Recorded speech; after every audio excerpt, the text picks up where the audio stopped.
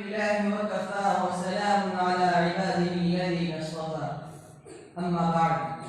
जनाब सदर मुहतरम, हज़रात हकम, मेरे मुस्लिम असातिज़े किराम और फ़ख्रुल अंबिया के मेहमान-ए-इज़्ज़ाम, आज की सालाना तकरीरी मुसाबका में मेरा मौज़ूए ज़ुबान हमारे मुआशरे का वो नासूर है जिसने जिंदगी की बुनियादों को हिलाकर रख दिया है, सैकड़ों हजारों घरों को तबाह और बर्बाद करके रख दिया है और कितने ही जज्बात को मसल कर रख दिया है। ये वो बीमारी है जिसे हम और आप जहेज के नाम से याद करते हैं। मेरे मुअज़्ज़ज़ सामीन किराम, जहेज दर हकीकत एक लानत है जो हमसे चिमट गई है। हमने इस लानत को तमद्दुन समझकर कबूल कर लिया है।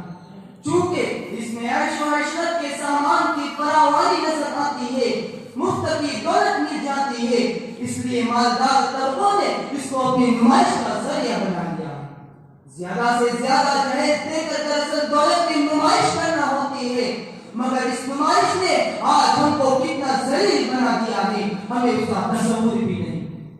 कितनी लड़कियां दहेज की भेंट चल गई, कितनी बच्चों की शादी नहीं कर सकते इसलिए कि दामाद को देने के लिए उनके पास भाई कार नहीं। इसी पर बस नहीं बल्कि दहेज के दरमियानी तबके पर जिंदगी का काफिया कम कर दिया है और गरीब सालियों की शादियों को एक मसला बना दिया है जिसकी फिक्र लायक होना हर दर्दमंद इंसान का फर्ज है। हैरत और अफसोस तो उस वक्त होता है जब तालीम याफ्ता और शरीफ घराने के लोग भी दहेज की फरमाइश करते हैं और सारी शर्म हया और शराफत को बालाए ताक रखकर अमीर ज़ादों की तलाश में जूतियां चटकाते फिरते हैं और जिस चौकट से सबसे ज्यादा मिलने की उम्मीद होती है उसी के हाथ अपने को बेच देते हैं।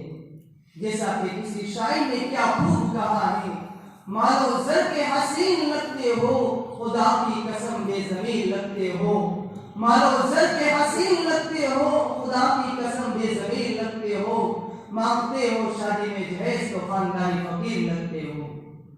दोस्तों, आज हिंदुस्तान के अंदर और खास तौर पर हमारे मुआशरे में दहेज के नासूर बन गया है जो एक हथियार से ज्यादा खतरनाक और मूल्य साबित होता जा रहा है। इस मनहूस दहेज की बुनियाद पर बाज़ मर्तबा लड़की को अपनी जान से भी हाथ धोना पड़ता है।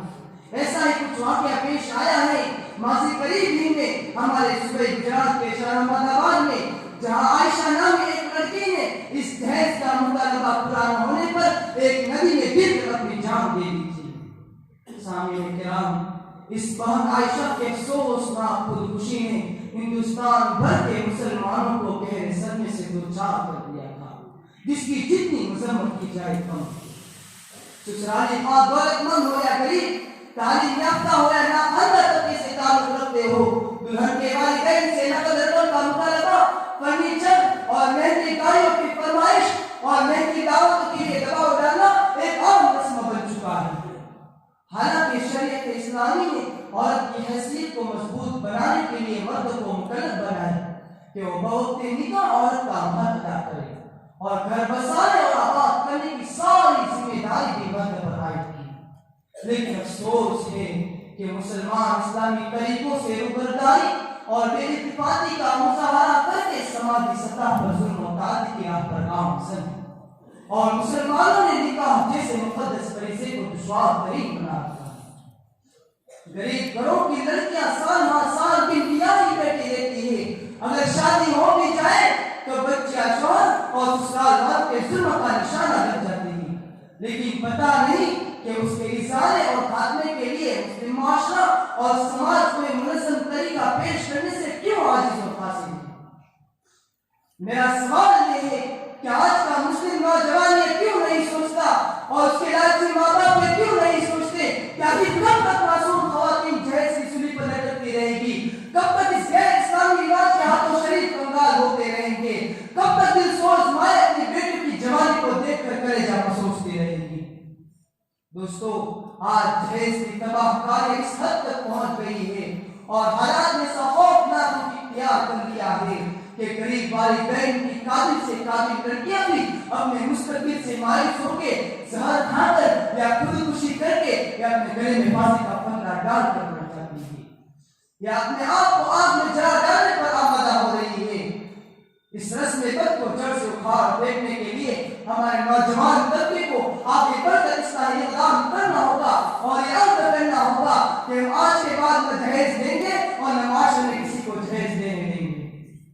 अगर मुस्लिम नौजवान हर मोहल्ला और हर गांव में दहेज के मुखालिफ एक कमेटी कायम करके इस सिलसिले में इक़दाम करे तो इससे बड़े अच्छे नतीजे निकल सकते हैं और गरीब मासूम लड़कियों का भला हो सकता है जो दहेज की रकम न होने की वजह से साल हर साल से नेक सिर्फ लड़कों की राह देख रही है, जो आगे बढ़कर इन बेकसों का हाथ थाम सके और एक पुरमसरत और खुशगवार जिंदगी का आगाज कर सके।